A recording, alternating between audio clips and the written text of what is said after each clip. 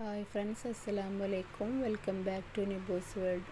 അപ്പോൾ ഈ ചാനൽ ആദ്യമായിട്ട് കാണുന്നവരാരെങ്കിലും ഉണ്ടെങ്കിൽ സബ്സ്ക്രൈബ് ചെയ്ത് സപ്പോർട്ട് ചെയ്യണം കേട്ടോ. അപ്പോൾ ഒരു 6:45 ആയപ്പോൾ നമ്മൾ ബുധനാഴ്ച രാവിലെയാണ് കേട്ടോ, 6:45 ആയപ്പോൾ ഇക്കാനെ കൊണ്ട് EMS ഹോസ്പിറ്റലിൽ പോവുകയാണ് എൻഡോസ്കോപ്പി ചെയ്യാൻ വേണ്ടിയിട്ട് കേട്ടോ. ഞാൻ എൻ്റെ കഴിഞ്ഞ വീഡിയോയിൽ പറഞ്ഞിട്ടുണ്ടായിരുന്നു, പഞ്ചേരിത്തെ ഡോക്ടറെ കാണിച്ചപ്പോൾ EMS ഹോസ്പിറ്റലിലേക്ക് എഴുത്ത് തന്നിക്കണം എൻഡോസ്കോപ്പി ചെയ്യാനാണ്. ഇക്കാനോട് കുറേ വർഷമായിട്ട് ഡോക്ടർമാർ പറയണതാണ്, ഏകദേശം ഒരു 2 വർഷത്തോളമായി. അപ്പോൾ ഇക്കാക്ക് പേടിയാണെന്ന് പറഞ്ഞാൽ അങ്ങനെ മെയിൻ്റാക്കാതെ നിന്നതേനു. പിന്നെ അപ്പോൾ സുഖമില്ലാതായപ്പോൾ ചെയ്തേ ഒക്കുള്ളൂ എന്ന് വിചാരിച്ചിട്ട് അങ്ങനെ ചെയ്യുകയാണ് കേട്ടോ. അപ്പോൾ ഇതാ നമ്മൾ EMS ഹോസ്പിറ്റലിൽ എത്തിയിട്ടുണ്ട്. ഒരു 7:15 ആയപ്പോൾ നമ്മളിവിടെ എത്തിയിട്ടുണ്ട് കേട്ടോ.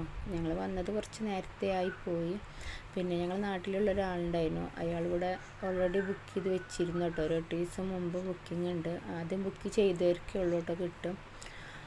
പിന്നെ ഞങ്ങളിവിടെ എത്തിയപ്പോൾ OP ഷീറ്റും കാര്യങ്ങളൊക്കെ എടുക്കുകയാണ്. അപ്പോൾ ഡോക്ടറെയും കാണിക്കാമെന്ന് വിചാരിച്ചു. ആദ്യം എൻഡോസ്കോപ്പി ചെയ്ത് പോകാനോ വിചാരിച്ചു. പിന്നെ ഡോക്ടറെയും കൂടെ കാണിക്കാമെന്ന് വിചാരിച്ച് ഡോക്ടർക്കുള്ള ഇതും കൂടെ എടുത്തു.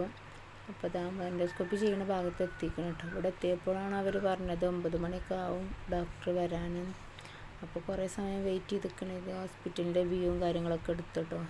ഇവിടെ ചുറ്റുഭാഗവും ഹോസ്പിറ്റലിൽ, പിന്നെ സെൻട്രലായിട്ട് ഇങ്ങനെ പൂന്തോട്ടം ചെടികളാട്ടെ, നല്ല അടിപൊളി ഗാർഡനാണ്. അപ്പോൾ അതൊക്കെ എടുത്തു. പിന്നെ ഇക്കഥ എൻഡോസ്കോപ്പി ചെയ്യാൻ വേണ്ടി ഉള്ളിലേക്ക് കയറിയിട്ടുണ്ട് കേട്ടോ.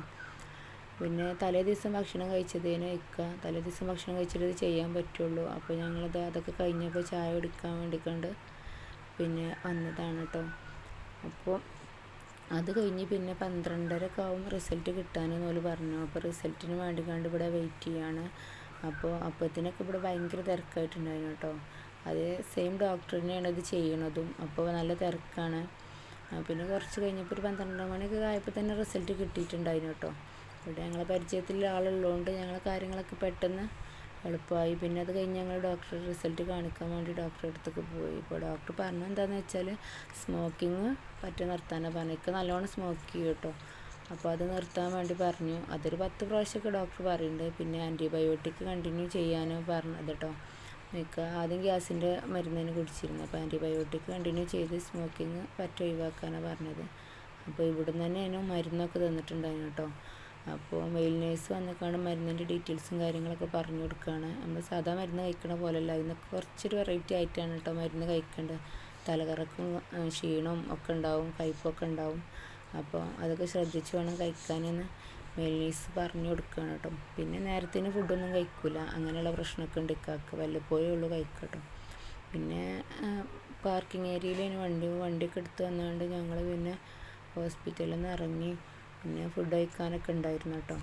ഞങ്ങൾ ഹോസ്പിറ്റലിൽ നിന്ന് ഇറങ്ങിയത് ഏകദേശം ഒരു 1:30 മണിയൊക്കെ കഴിക്കണം, 1:30-2 മണിയൊക്കെ ആവാനായിരിക്കണം. പിന്നെ കുറച്ചെത്തിയപ്പോൾ വണ്ടി നല്ല പണി വന്നിട്ടുണ്ടായിരുന്നു.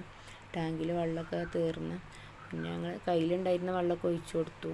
അപ്പോൾ അത് തികയാതെ വന്നപ്പോൾ ഇക്കതാ അടുത്ത ഹോട്ടലിൽ നിന്ന് വെള്ളം കൊണ്ടുവരാൻ വേണ്ടി പോയിക്കുക. പിന്നെ ഞങ്ങൾ ആ ഹോട്ടലിൽ നിന്ന് തന്നെ ഫുഡ് കഴിക്കാമെന്ന് തീരുമാനിച്ചാൽ അവിടുന്ന് ഫുഡൊക്കെ കഴിച്ചു കേട്ടോ. അപ്പോൾ നാടൻ ഭക്ഷണമാണ് ഞങ്ങൾ വാങ്ങിയിട്ടുണ്ടായിരുന്നു. എല്ലാവർക്കും അത് മതിയായിരുന്നു. ഇക്കാക്ക് ക്ഷീണം കാരണം എണ്ണയിലിട്ട് അങ്ങനത്തെ ബിരിയാണി അങ്ങനെയുള്ള കാര്യങ്ങളൊന്നും വേണ്ട ഇറങ്ങാണ്ട് നാടൻ ഭക്ഷണം കഴിച്ച് പിന്നെ ഞങ്ങൾ വീട്ടിൽ തിരിച്ചെത്തി. അപ്പോൾ ഇന്നത്തെ വീഡിയോ ഇത്രയൊക്കെ ഉള്ളൂ. ഇഷ്ടമായി ലൈക്ക് ചെയ്യുക, ഷെയർ ചെയ്യുക, സപ്പോർട്ട് ചെയ്യുക.